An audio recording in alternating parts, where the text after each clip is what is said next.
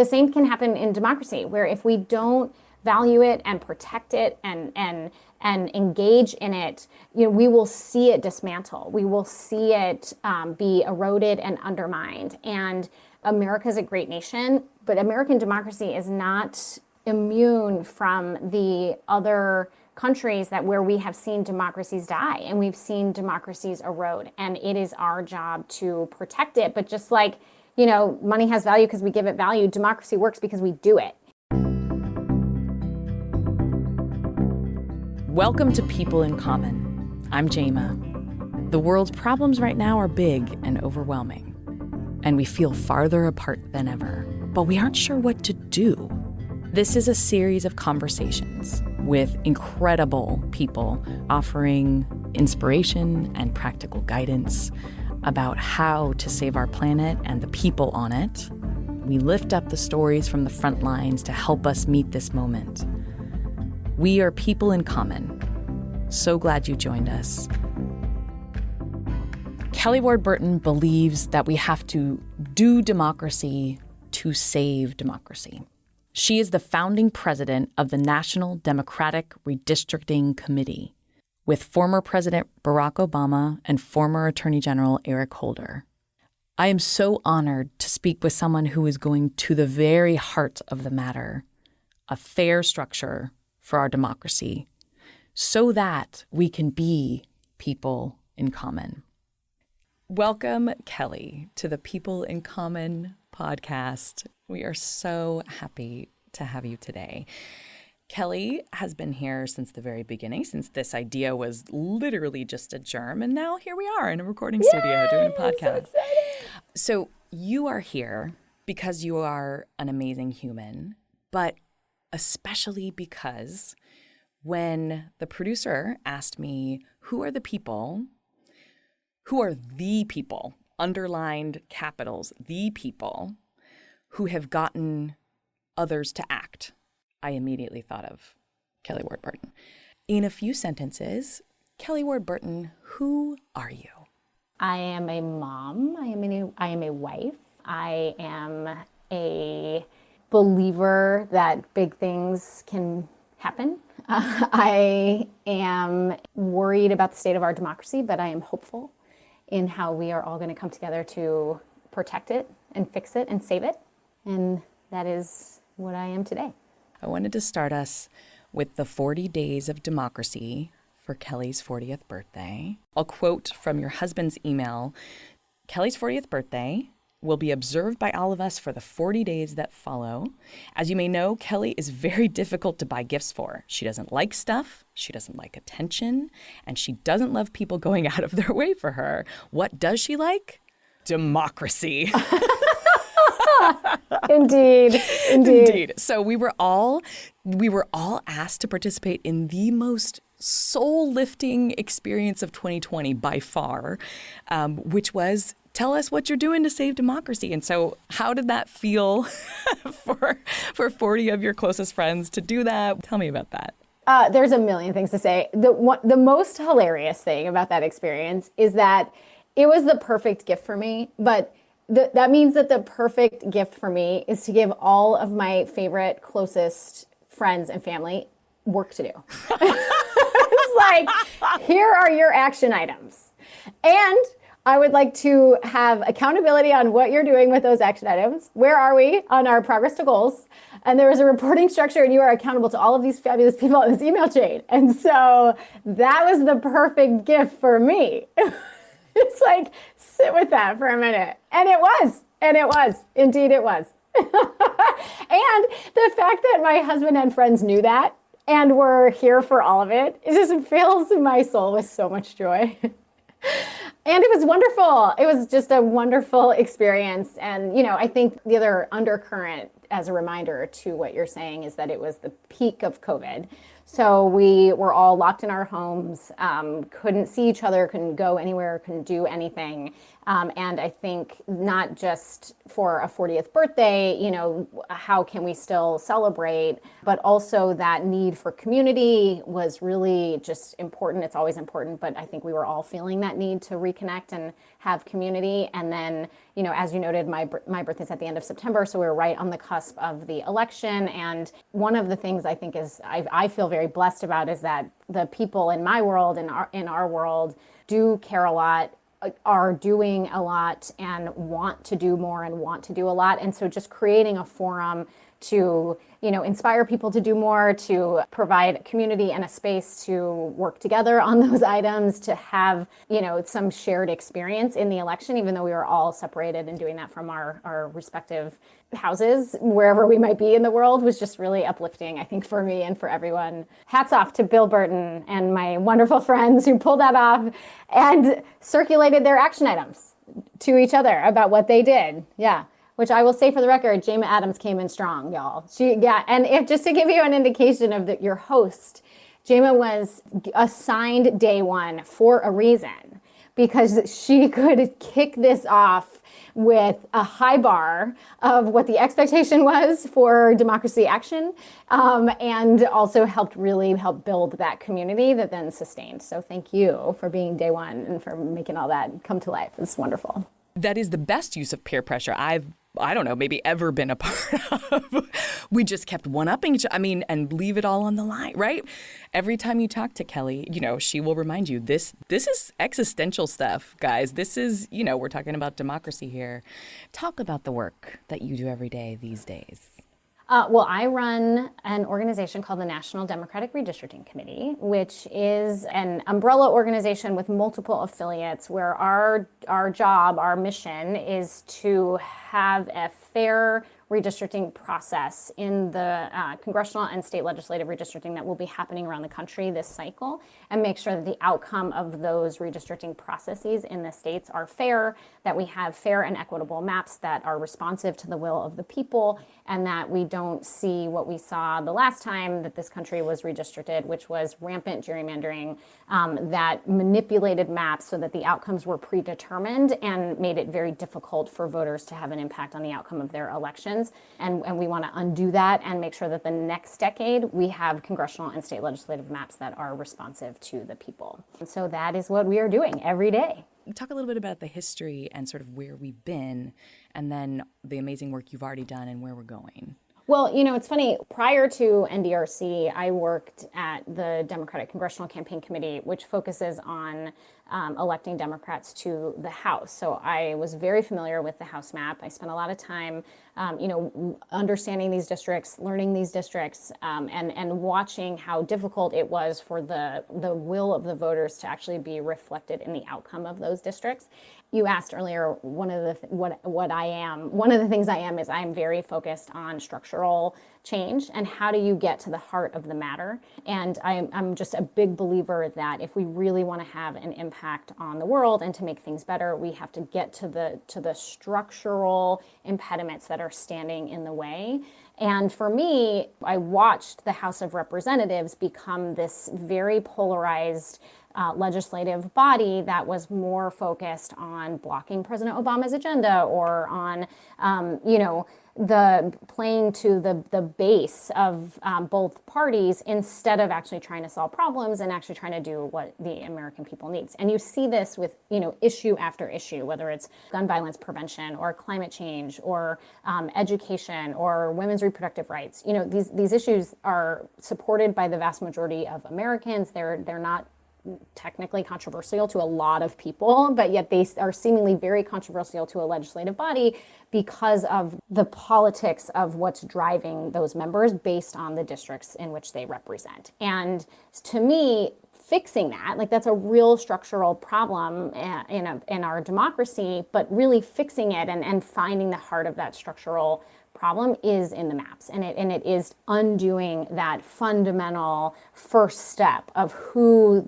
how the people get to Congress, how they get to the state legislature, who they're representing once they're there. And so after working in these congressional districts for so long, it really became clear to me that we have to redo these maps in order to fix this kind of structural polarization and this structural problem that we are seeing in our democracy, where the legislative bodies just don't reflect the vast majority of what Americans want. And so I took on redistricting because it's the opportunity to try again to make sure that we have maps that actually reflect the voters and aren't predetermined based on the political interests of the people who drew the maps. So that's a long way of answering your question about what's fair. You know, to me, what is fair is if the rules of the game are set and everyone knows the rules and they play them fairly, then the outcome is determined by who plays that game the best. And, you know, that's great.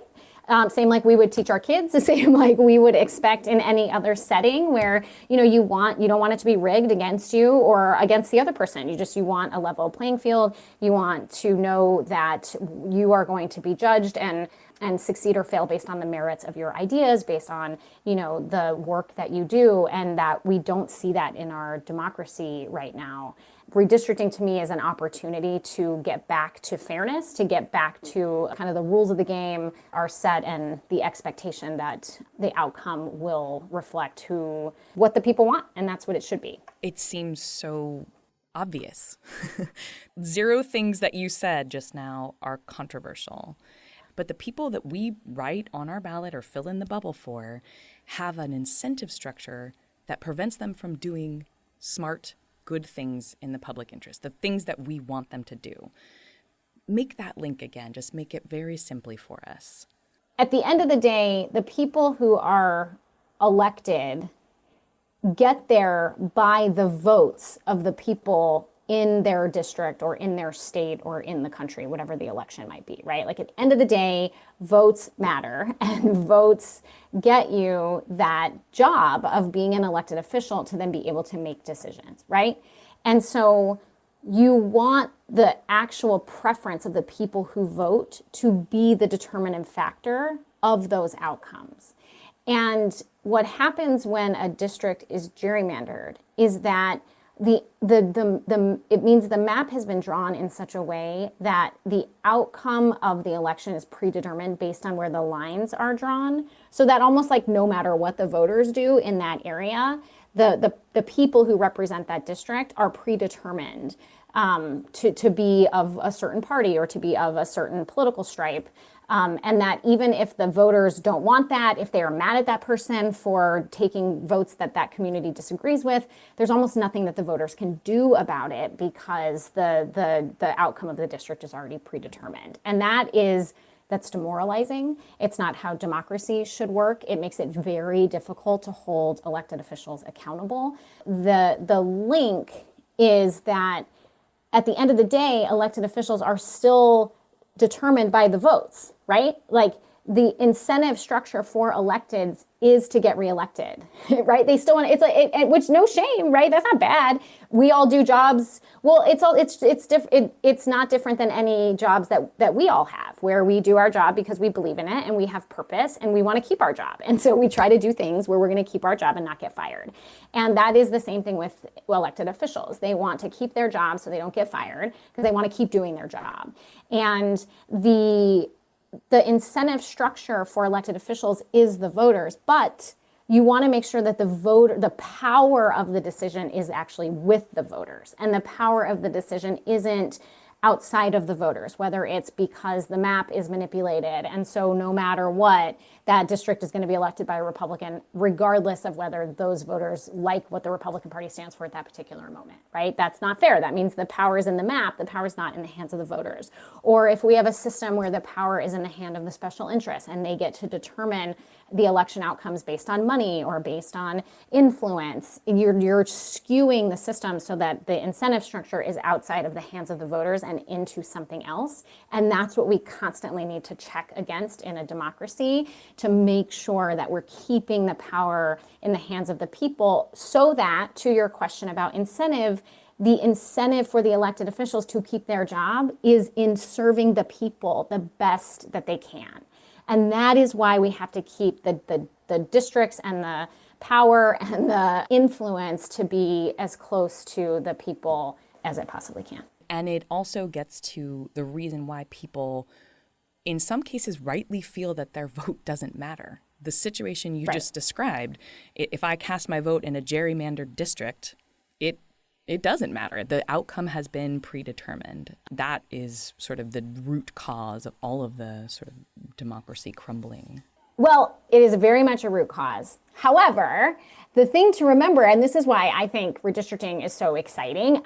Stay with me. I know I'm redistricting is so exciting. I'll say it again, is because there is a chance to fix it. That's the thing. Redistricting is like a campaign. It's like an election. It's like an opportunity to redo it and to redo the maps. And it only happens every 10 years, but it does happen, and it's happening right now. That is why right now is so exciting, because it's like having a campaign. Let's say that there is an elected official that has just been doing your community wrong, and you are just waiting for the election to be able to hold that person accountable, like we all were waiting for 2020 to hold Donald Trump accountable. We were like, holy bananas, this guy's crazy. But we live in a democracy, and so we don't overthrow the government. We wait until the next election, and then we overthrow our government through the vote, right? And through the power of the people. And we did that in 2020 with Donald Trump. The same thing is true now with the state legislatures and with Congress, that if you have an elected official that is not serving your community, where your vote is not determining the outcome of the election, this is the opportunity to reset the map so that they are fair, they are responsive to the people, and those districts are then put in place for 10 years. Like, this is our moment. This is our moment to fix it. And redistricting has to happen. It's in the Constitution, like it has to happen. Gerrymandering does not have to happen. So let's make sure that we understand the difference, but it will happen and then it will be done. And so we have this moment in time where we can influence the process and we can help shape the outcome of the maps, which is not always the case, right? It's not always the case that you can fight back against some structural impediment in our democracy and do something about it. The opportunity to do something about the maps through the redistricting process literally right now is exciting. And you've spent 4 years leading to this moment. Tell us about what's led to this and what you're excited about right now. Well, it's funny, when we started NDRC 4 years ago, we did so because of what we've been talking about, watching Congress become more polarized, watching state legislatures become more extreme and not paying attention to what the voters in the states want. Watching the increase in polarization and the decrease in rational problem solving, and knowing that the maps were a part of that. And so trying to put together, we launched with the intention of putting together a comprehensive redistricting plan to make sure that we could lead up to the process to get it to be as fair as possible once it started, and then, which is where we are now, and then to execute a fair redistricting process so that the outcome was fair maps, right? So we went into it with a 6-year plan to say, okay, we have 4 years to shift the balance of power on the people who control the process so that it can be as fair as possible. And then we have, 2 years in the redistricting cycle to get that done. What we didn't realize, though, is that this issue would be as prescient as it is right now, given the state of our democracy, right? Given how fragile we have learned our democracy is, and given how we now have one political party who is very openly willing to undermine and dismantle the structures of our democracy in order to hold on to power. And they are actively trying to pull that power away from the people.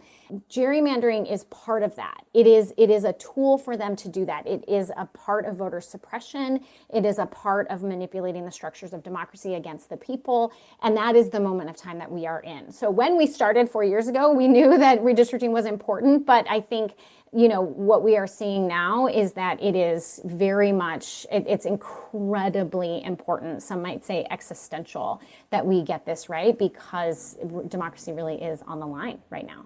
I think important to mention that when Kelly says we started, she is talking about the former Attorney General Eric Holder, the former President of the United States, Barack Obama, and the amazing, the incredible Kelly Ward Burton.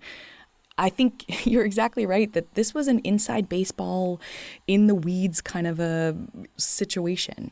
And as you said, everyone is pretty aware now about how central it is now to what we need to do. This is a podcast about how people can get involved and get engaged. And one of the things, I suppose this is true with anything, but one of the things that often happens in politics or in campaigns or advocacy or social change is that it takes so much legwork and nitty gritty preparation and organizing and planning way before people are actually paying attention, right? Campaigns are a good example where, most voters, if you ask them when the campaign starts, they would say like a few weeks before the actual election, because that's when they start to get the mail, or that's when they start to see ads on TV, or that's when they start to, see signs around town. But the people working on those campaigns started years ago or, months and years prior, right, to get prepared for that moment. And so that's kind of what we were on redistricting. Years before the actual process was in place, folks who really understand the impact of the maps, that were watching very closely the impact of gerrymandering on our democracy, started to be like, okay, we got to get organized, y'all. Like, we cannot let the same thing happen that happened last time, where the Republicans controlled everything. And we have to get organized, we have to get ready, and we have to start now to put the legwork into, a plan, and into the blocking and tackling and all of the components of an organizing plan to get ready for the process. And so, I think one of those pieces of our strategy was to increase awareness about this issue. So it's very exciting to me when people understand what gerrymandering means and why this issue is so important, because we've put a lot of work into trying to explain it and to get people to feel connected to it and understand why it's so important. But it's not different than other social change issues or campaigns or other movements that you see, where it just the folks doing the work are doing so much work in the preparation phase way before people actually see the outcome of that work. And so we're not different than that. We knew there was a problem, and we had 4 years to get ready for the process, and so we started the organizing and the planning and all the work that it takes to be ready. It is a testament to who you are that kind of a job, you have the kind of mind and discipline that needed to happen to make that true. Well, you need a plan, right? So you always gotta have a vision. You got to set some goals, and you got to have some strategies to get toward those goals, and you got to have some tactics and some accountability on how you're going to get that done.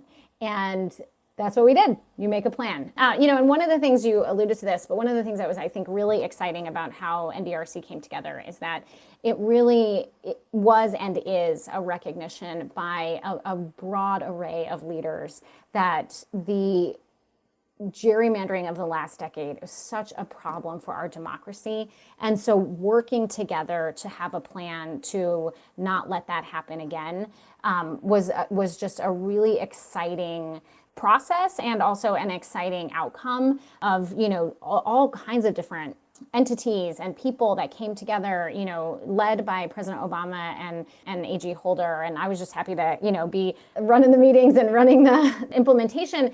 But, it was also bringing together a lot of the progressive community. Speaker Pelosi is very involved and was very involved in the genesis of this organization. Our board is made up of the political committees intentionally, because it's an indication of, people across the Democratic Party and the progressive movement really understanding that we need to get together and have a plan for redistricting. So it was a cross section of support and a real coming together from, progressives, labor, committees, the political community, the leaders of our party, to say, let's all work together on a plan. And that was just a really exciting thing to be a part of. You would never say this, but there aren't too many people who can bring that kind of community together and keep that coalition and that community together. Talk about how that's been. Thank you for saying that. I think shared purpose is how we keep all communities together, right? And a shared experience, shared purpose. And one of the things that we are really that we feel and that we are trying to share all the time is that democracy is a shared experience, and it is a shared purpose. And how we all come together to protect our democracy and to address these, seemingly challenging and also nuanced and technical details of the structures of democracy, like redistricting, understanding why and that is so important, and also what we can do about it, and helping to create an environment where that is its own shared purpose is something that we believe deeply and we work on every day. It both within our organization and then also with the volunteers and the organizations on the ground in the states that we work with every day, to just create this shared experience together. We have to do democracy to save democracy. That is how this is going to go. I don't know if this is a great metaphor, but it's kind of like money. Money has inherent value because we give it value. Democracy is the same thing. Like, it happens because we all agree and participate and we believe it and maintain it.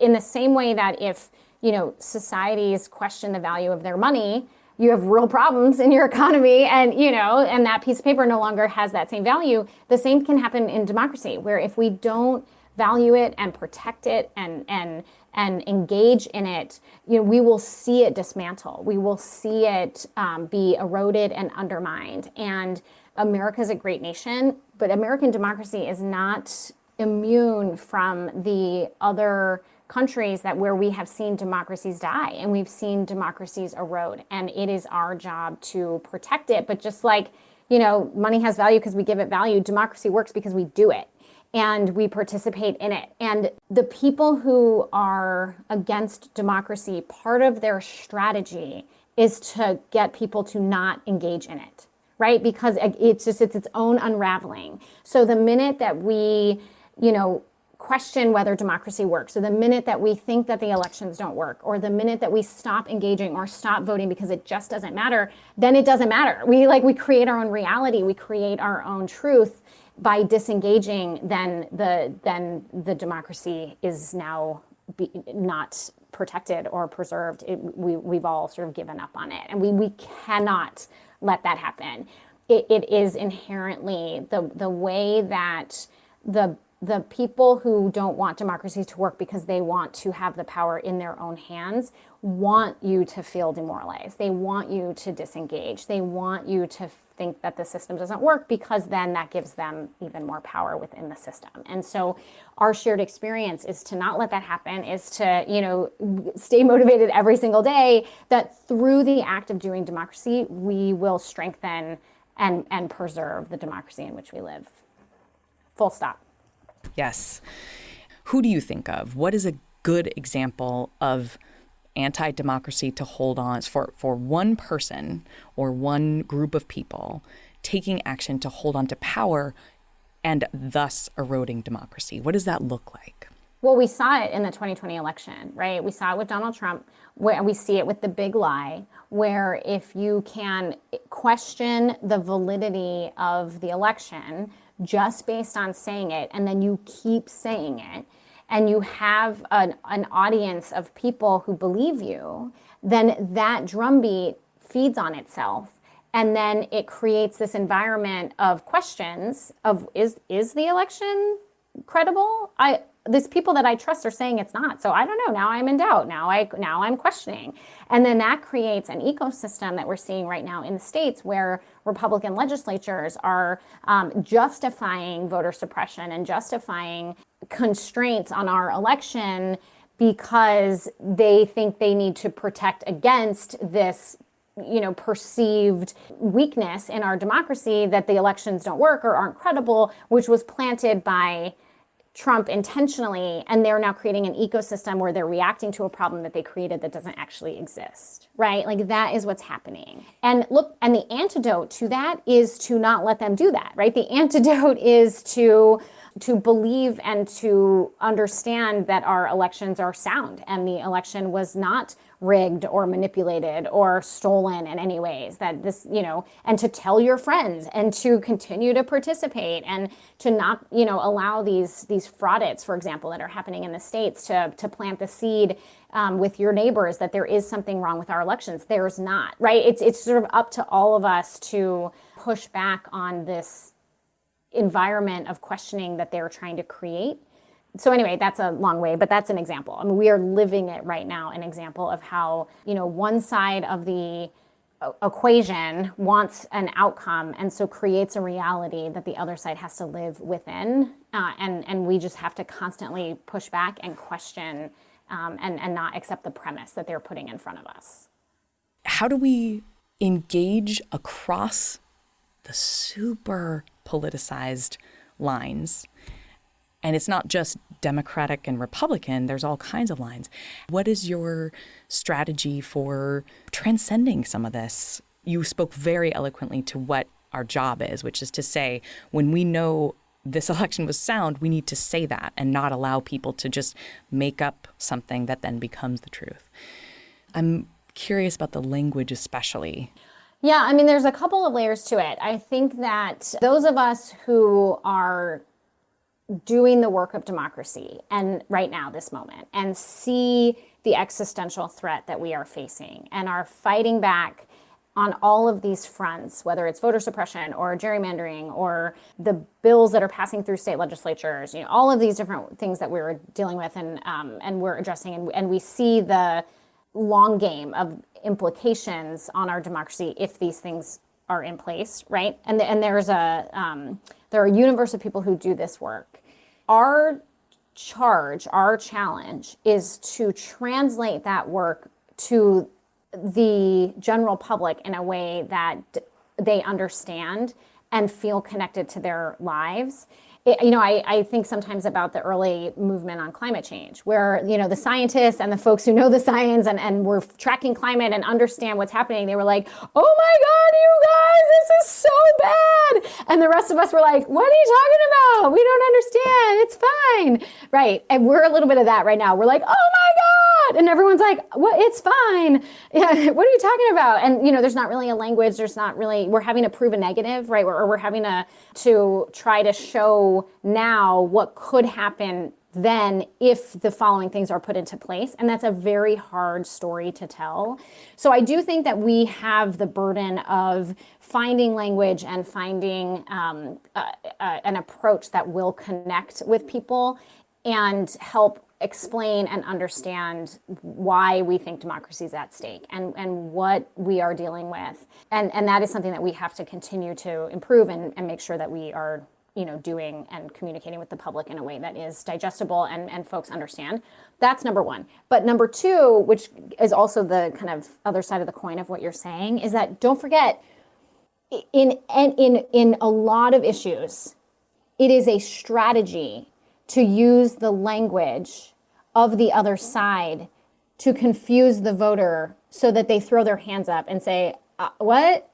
Right? So if you go back and you look at the Republicans, what they did on Obamacare, this is exactly what they did. When we were in the ACA fight, and functionally, truthfully, what the Republican policy put on the table would cut Medicare, and what the Democrats were putting on the table would strengthen Medicare. The Republican ads against the Democrats would say, they want to cut Medicare. And then the Democratic ads would be like, they want to cut Medicare. And the voters are like, I'm so confused. I like Medicare. Can we all like Medicare? I don't understand.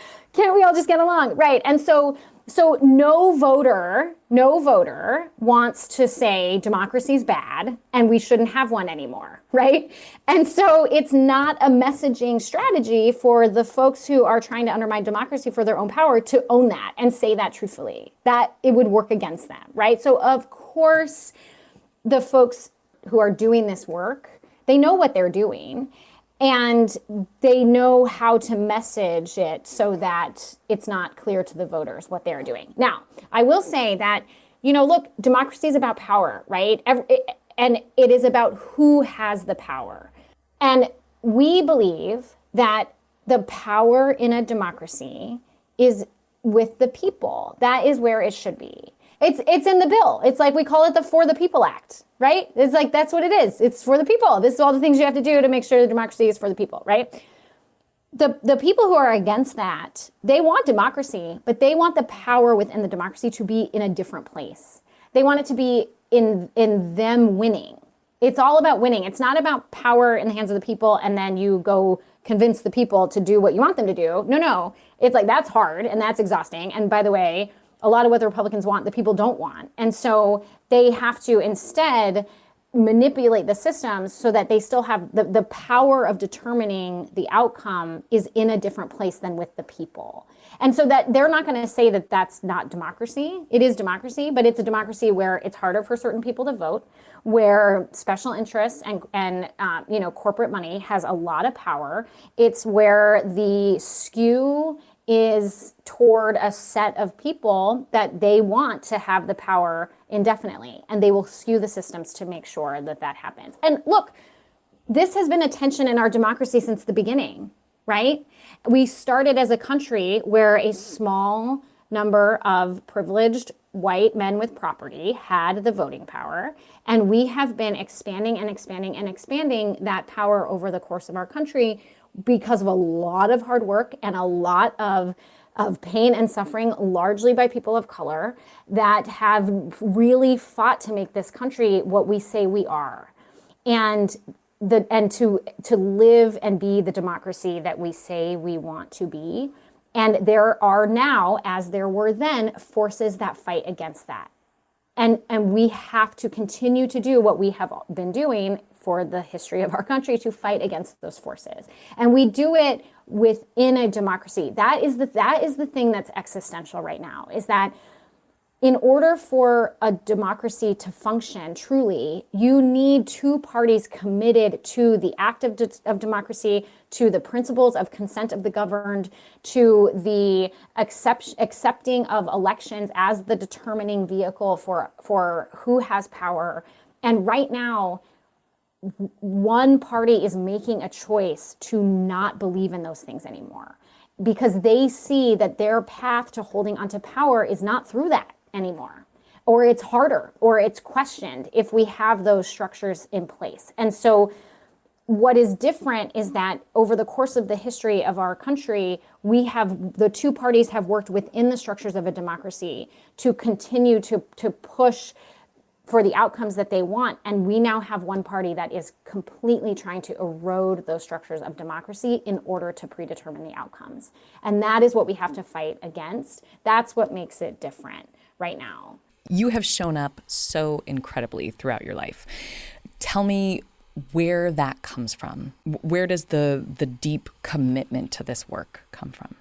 I personally, I think everyone's story is different. For me, I have just always had a bent toward justice. And ever since I was little, when I would see any kind of injustice in the world, I would just feel it in my core and didn't understand why it should be that way. Whether it's poverty or homelessness or violence or, kids that need more than they have and couldn't get it for whatever reason. Like, I just never understood why that happened and why that was okay.